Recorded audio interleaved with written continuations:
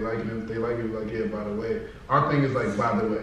We're gonna do dope shit, but by the way, it's less impactful on the environment. By the way, it's kind of giving the voiceless a voice, and by the way, this. And also, I think even the vegan movement, people thinking it's a trend. It's like, I'm from the North Bronx, so I grew up with the Rastas and the Ike's House food, like, since I was a youth. So it's not new to me. You know, they had the seitan and the fake chicken patties when I was like 5 years old. You know, so.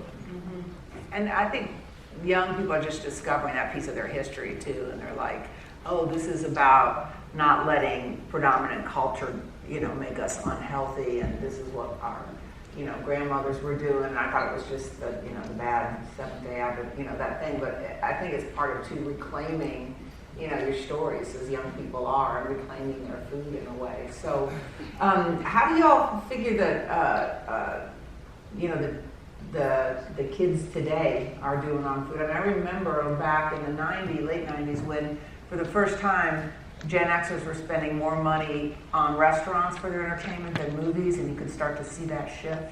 And now you see, you know, the predominance of cooking and of internet and of Instagram.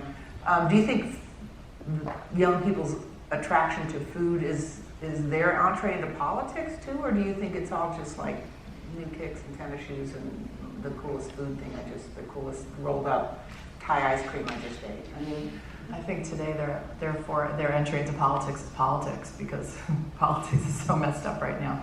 But I do see young people getting into food in a big kind of way, and it is very heartening. You know, you see all these communities springing up through social media of people who love baking. There's this incredible baking revolution going on right now, and I mean, we focus on women at Cherry Bomb, so I just predominantly see like what women are up to. But the young people baking across this country, I think you look at somebody like Molly Ye, you know, who's on the Food Network, who's based out in South Dakota. Yeah. You know, they love her, and then the rise of YouTube. I mean, we do a lot of work with the Food and Finance High School. I don't know if anybody knows that high school, but it's a terrific place, pretty close to here in Hell's Kitchen. It's New York City's only culinary-focused public school. And we have a young kid who we were kind of working with and mentoring, and he came with us when we interviewed Carla Lolly Music for the podcast, and he saw Claire in the Bonap Test Kitchen. And this kid's like 15, and he really he loves his phone, and he loves Snapchat and sneakers and music. And he saw Claire and he lost his mind.